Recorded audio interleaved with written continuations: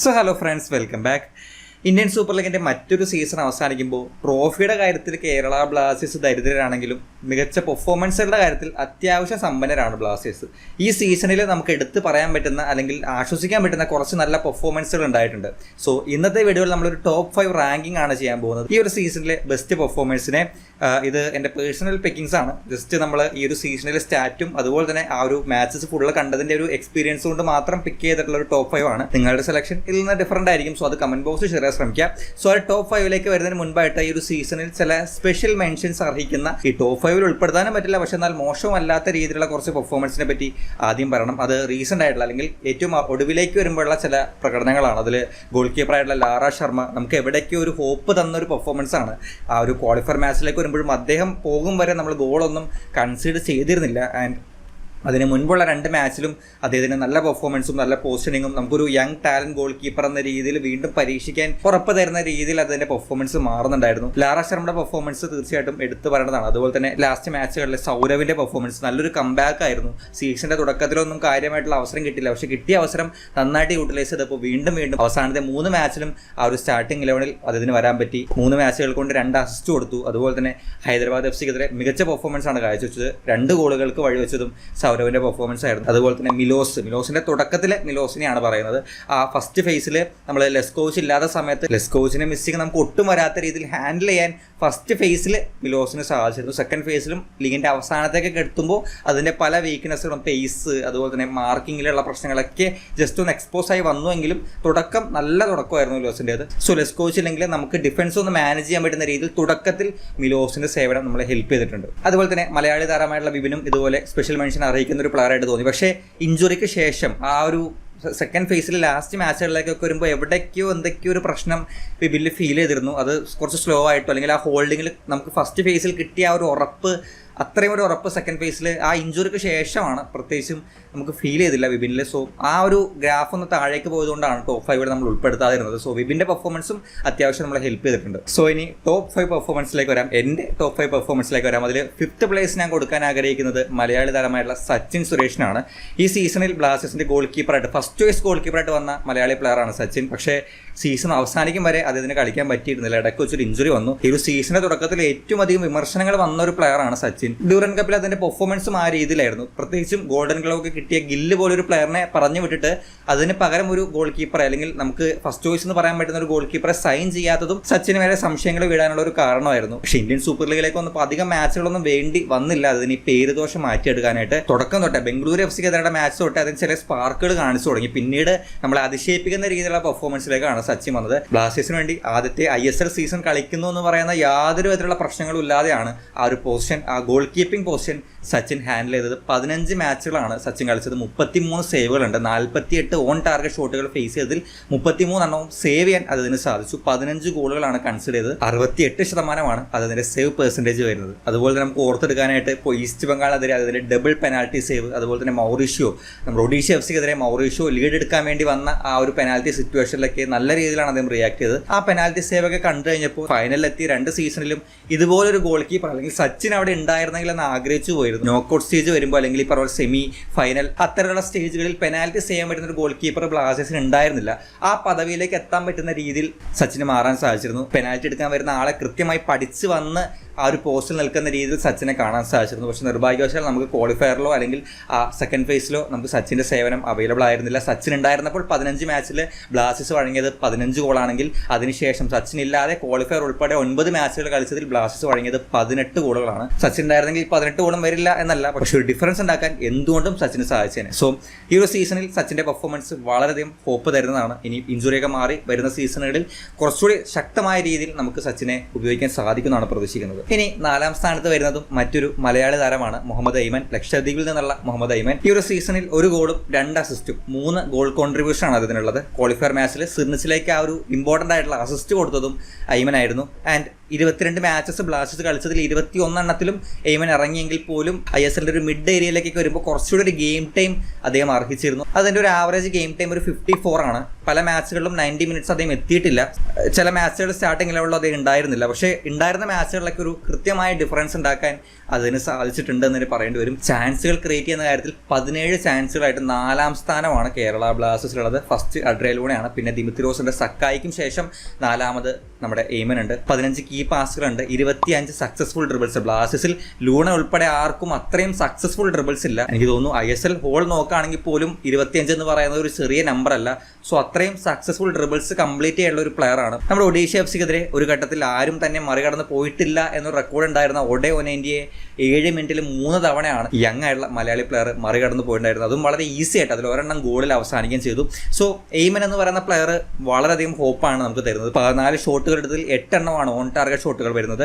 And finishing ആയിരുന്നു ഈ സീസണിലെ എയ്മൻ്റെ ഒരു വലിയ പ്രശ്നമായിട്ടുണ്ടായിരുന്നത്. ഫിനിഷിംഗ് നന്നായിരുന്നെങ്കിൽ കുറച്ചുകൂടി അവിടെ ഒരു കമ്പോഷറും ആ ഫിനിഷിംഗ് സ്റ്റേജിലേക്ക് വരുമ്പോഴുള്ള ഒരു എക്സ്പീരിയൻസിന്റെ ഫാക്ടറും ഒന്നുകൂടി മെച്ചപ്പെട്ടിരുന്നെങ്കിൽ ഗോളുകളുടെ കാര്യത്തിൽ കുറച്ചുകൂടി ഐവന് മുന്നോട്ട് വരാൻ സാധിച്ചേനെ. സോ ഫിനിഷിംഗ് ആണ് എയ്മന്റെ കാര്യത്തിൽ ഇനി ഇമ്പ്രൂവ് ചെയ്യണമെങ്കിൽ വർക്ക് ചെയ്യേണ്ട ഒരു ഏരിയ ആയിട്ട് തോന്നിയത്. സോ എയ്മന്റെ പെർഫോമൻസും ഈ ഒരു സീസണിൽ എടുത്തു പറയേണ്ട രീതിയിൽ തന്നെയാണ് വന്നിട്ടുള്ളത്. ഇനി ടോപ്പ് 3യിലേക്ക് പോകാം. ടോപ്പ് 3യിൽ 3ാം സ്ഥാനം ഞാൻ കൊടുക്കാൻ പോകുന്നത് അഡ്രിയാൻ ലൂണയ്ക്കാണ്. ഈ ഒരു സീസണിൽ 10 മാച്ചുകൾ മാത്രം കളിച്ചിട്ടുള്ള ഒരു പ്ലെയർ ആണ് ലൂണ. എന്നിട്ടും 3ാം സ്ഥാനം അദ്ദേഹത്തിനുണ്ട്. 10 മാച്ചുകൾ കളിച്ചു എന്നൊരു ഒറ്റ കാരണം കൊണ്ടാണ് 3ാം സ്ഥാനത്തിലേക്ക് അദ്ദേഹം പോകുന്നത്. അല്ലെങ്കിൽ 1ാം സ്ഥാനം അല്ലെങ്കിൽ 2ാം സ്ഥാനം അതിന് ഉറപ്പാണ്. പക്ഷെ എന്നാലും അദ്ദേഹം ആ 10 മാച്ചുകൾ കൊണ്ടുണ്ടാക്കിയ ഇമ്പാക്റ്റ് അതിനുശേഷം വന്ന ആർക്കും ഉണ്ടാക്കാൻ പറ്റിയിട്ടില്ല എന്നുള്ളതാണ്. അതിൽ കൂടുതൽ ഗെയിം കളിച്ചിട്ടും പലർക്കും ഉണ്ടാക്കാൻ സാധിച്ചിട്ടില്ല എന്നുള്ളതാണ്. 4 ഗോളും 3 അസിസ്റ്റും 7 ഗോൾ കോൺട്രിബ്യൂഷൻ ആണ് ലൂണയുടെ ഭാഗത്തുള്ളത്. ദിമിത്രിയോസിന് അല്ലാതെ മറ്റാർക്കും അത്രയും ഗോൾ കോൺട്രിബ്യൂഷൻ കേരള ബ്ലാസ്റ്റേഴ്സിന് ഇല്ല എന്നുള്ളതും എടുത്തു പറയേണ്ട ഒരു കാര്യമാണ്.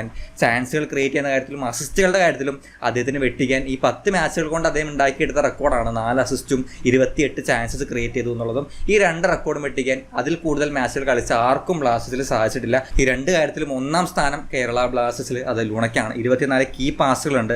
ആൻഡ് നമുക്കറിയാവുന്ന കാര്യമാണ്, ലൂണയെ പറ്റി ഒരുപാടൊന്നും എടുത്ത് പറയേണ്ട കാര്യമില്ല. എല്ലാ സീസണിലും ടോപ്പ് 3യിൽ 1 അല്ലെങ്കിൽ 2ാം സ്ഥാനത്ത് ലൂണ ഉണ്ടാവാറുണ്ട്. ഈ സീസണിൽ കുറച്ച് മാച്ചസ് കളിച്ചുള്ളെങ്കിലും ആ കുറച്ച് മാച്ച് കൊണ്ട് അദ്ദേഹം ഉണ്ടാക്കിയ ഇമ്പാക്റ്റ് അത് വളരെ വലുതാണ്. എനിക്ക് ഈ സീസണിൽ ആകെയുള്ള ഒരു വിഷമം കഴിഞ്ഞ സീസണേക്കാൾ ഒരു ബെറ്റർ സ്റ്റാർട്ട്, കുറച്ചുകൂടി ആക്റ്റീവ് ആയിട്ടുള്ള, നമ്മൾ ഫസ്റ്റ് സീസണിൽ കണ്ടൊരു ലൂണയുടെ സ്പാർക്ക് കിട്ടിയതാണ് ഈ സീസണിന്റെ തുടക്കത്തിൽ. 2ാമത്തെ സീസണിൽ അതിന്റെ പേഴ്സണൽ ഇഷ്യൂസൊക്കെ കൊണ്ട് എവിടേക്കോ ഒന്ന് ഡള്ളായിട്ടുള്ള ലൂണയെ അത് പെർഫോമൻസിൽ കാര്യമായിട്ട് ബാധിച്ചിട്ടില്ല. പക്ഷെ എന്നാലും എവിടേക്കോ ഇപ്പോൾ നമ്പേഴ്സിന്റെ കാര്യത്തിലാണെങ്കിലൊക്കെ അത് ചെറുതായിട്ട് അത് ബാധിച്ചിരുന്നു. എന്നാൽ ഈ സീസണിൽ കുറച്ചുകൂടി ആക്റ്റീവ് ആയിട്ടുള്ള ആ പഴയ ലൂണെ കണ്ട ഒരു സമയമായിരുന്നു തുടക്കത്തിൽ, ആ ഫസ്റ്റ് ഫേസ് എന്ന് പറയുന്നത്.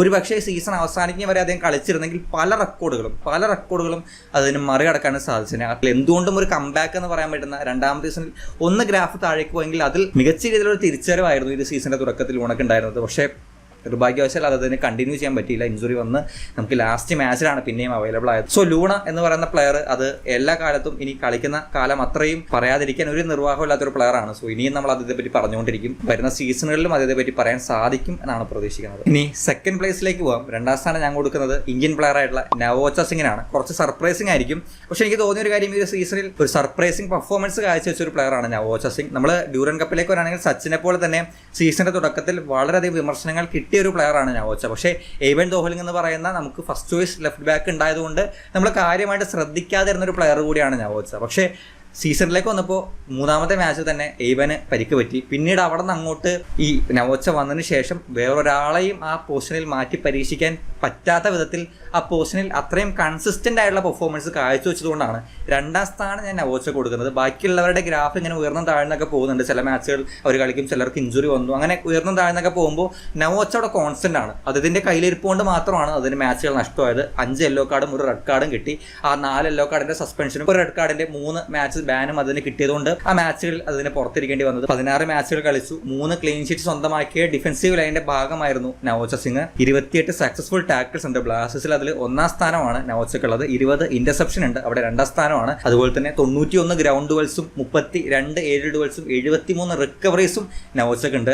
ഒഫൻസീവിലാണെങ്കിലും ഡിഫൻസീവിലാണെങ്കിലും അദ്ദേഹം നല്ല രീതിയിലുള്ള പെർഫോമൻസ് ആണ് കാഴ്ചവെച്ചത്. മുന്നോട്ട് കയറി വന്നിട്ട് ക്രോസ് കൊടുക്കുന്ന കാര്യമാണെങ്കിലും 9 ചാൻസസ് അദ്ദേഹം ക്രിയേറ്റ് ചെയ്തിട്ടുണ്ട്. അവിടെ എനിക്ക് ഏറ്റവും അധികം സ്പെഷ്യലായിട്ട് തോന്നിയത് നവോച്ച സിംഗിന്റെ സെന്റർ ഫോർവേഡ് ആയിട്ടുള്ള ഒരു കണക്ഷനാണ്. അദ്ദേഹം കുറച്ചൊന്ന് മുന്നോട്ട് കയറി വന്ന് ആ ഒരു ദിമിത്രിയോസിനോ പെപ്രയോ കണ്ടെത്തിയിട്ട് അവർ വഴി മുന്നോട്ടേക്ക് ചാൻസ് ക്രിയേറ്റ് ചെയ്യുന്ന രീതിയിൽ ഒരുപാട് നമുക്കൊരു ഡിഫറൻറ്റ് അറ്റാക്കിംഗ് മെത്തേഡായിട്ട് അത് മാറിയിട്ടുണ്ടായിരുന്നു. ഉണ്ടായിരുന്നു. അങ്ങനെ നമ്മൾ നേടിയ ഗോളുകൾ ഉണ്ടായിരുന്നു. അതുപോലെ തന്നെ അതിന്റെ ചില ടേൺസ് ഒക്കെ വളരെ മികച്ച രീതിയിൽ ഒരു ഒഴുക്ക് കിട്ടുന്നത് പോലെ നമ്മളെ ഹെൽപ്പ് ചെയ്തൊരു കാര്യമാണ്. ലോങ് ഡയഗണൽ ബോൾസ് വരുമ്പോഴും ഹൈ ബോൾസ് വരുമ്പോഴുള്ള ഏരിയൽ ഡുവൽസിന്റെ കാര്യത്തിലും നവോച്ച ബെസ്റ്റ് ആയിരുന്നു. നമുക്ക് ക്വാളിഫയർ മാച്ചിൽ നവോച്ചയെ നല്ല രീതിയിൽ മിസ്സായിട്ടുണ്ടായിരുന്നു. അദ്ദേഹത്തിന്റെ സേവനം ഉണ്ടായിരുന്നെങ്കിൽ ആ 2 ഗോളുകളിൽ നമുക്ക് കുറച്ചൊക്കെ ഡിഫറൻസ് ഉണ്ടാക്കാൻ സാധിച്ചേനെ. സോ ഒരു കൺസിസ്റ്റന്റ് പെർഫോമൻസ് ആൻഡ് ഒരു സർപ്രൈസിംഗ് പ്ലെയർ, ആ ഒരു പ്ലെയർ കിട്ടിയ അവസരമൊക്കെയും നല്ല രീതിയിൽ കളിച്ചു എന്നുള്ളതുകൊണ്ട് ഈ സീസണിൽ എനിക്ക് ഏറ്റവും ഇഷ്ടപ്പെട്ട ഒരു ഇന്ത്യൻ പ്ലെയർ അല്ലെങ്കിൽ ഏറ്റവും ബെസ്റ്റ് ആയിട്ട് തോന്നിയ ഒരു ഇന്ത്യൻ പ്ലെയറും നവോച്ച സിംഗ് തന്നെയാണ്. സോ ഇനി ആ നമ്പർ 1 അത് വേറെ ആരുമല്ല, ബ്ലാസ്റ്റേഴ്സിന്റെ one and only Dimitrios Diamantakos. ഈ സീസണിൽ ഏതാണ്ട് ഒറ്റയ്ക്ക് തന്നെ ബ്ലാസ്റ്റേഴ്സിനെ മുന്നിൽ നിന്ന് നയിച്ച പ്ലെയറാണ്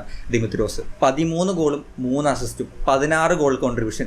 അത് ഫൈനലാണ്. ആ റെക്കോർഡ് മറികടക്കാൻ ഈ സീസണിൽ ഒരു പ്ലെയറും ഇല്ല, ഒരു പ്ലെയറിന് അത് സാധിക്കുകയില്ല. അത്രയധികം ബ്ലാസ്റ്റേഴ്സിനെ ഹെൽപ്പ് ചെയ്ത പല മാച്ചുകളിലും ദിമിത്രിയോസിന്റെ ബലത്തിലാണ് നമ്മൾ ജയിച്ചു പോകുന്നുണ്ടായിരുന്നത്. നമ്മൾ ലൂണയെ ഡിപ്പെൻഡ് ചെയ്യുന്നത് പോലെ ലൂണ പോയതിനു ശേഷം പെപ്പർ പോയതിനു ശേഷം ടീമിനെ ടോട്ടലി ഡൗൺ ആക്കാതെ പിടിച്ചു നിർത്തിയതും ഈ ഒരു ഒറ്റ മനുഷ്യനാണ്. ഈ ഒരു സീസണിലേക്ക് വരുമ്പോൾ നമ്മൾ ഈ ഗെയിം കളിക്കുമ്പോൾ ഓരോ ലെവൽ കഴിയുന്തോറും പുതിയ ഫീച്ചേഴ്സ് അൺലോക്ക് ചെയ്യുന്നത് പോലെയാണ് ദിമിത്രിയോസിന്റെ കാര്യം. ആദ്യത്തെ സീസണിൽ കുറച്ചുകൂടി ബോക്സിനകത്ത് നിൽക്കുന്ന അവിടെ നിന്ന് പാസുകൾ വരുമ്പോൾ അത് കണക്ട് ചെയ്യുന്ന ലൂണയുടെ പാസുകളെ ഡിപ്പെൻഡ് ചെയ്യുന്ന അത്തരത്തിലൊരു പ്ലെയറിനെ പോലെ നമുക്ക് ഫീൽ ചെയ്തിരുന്നു. അങ്ങനെ കളിക്കുമ്പോഴും അതിന് ഗോൾ കോൺട്രിബ്യൂഷനും ഗോൾസും വന്നിട്ടുണ്ടായിരുന്നു. പക്ഷേ ഈ സീസണിലേക്ക് വരുമ്പോൾ കുറച്ചുകൂടി ഇറങ്ങി വന്നിട്ടുള്ള ഒരു റെസ്പോൺസിബിലിറ്റി ഏറ്റെടുക്കാൻ അതിനെ സാധിച്ചിട്ടുണ്ട്. 24 ചാൻസസ് ആണ് അതിന് ക്രിയേറ്റ് ചെയ്തിട്ടുള്ളത്.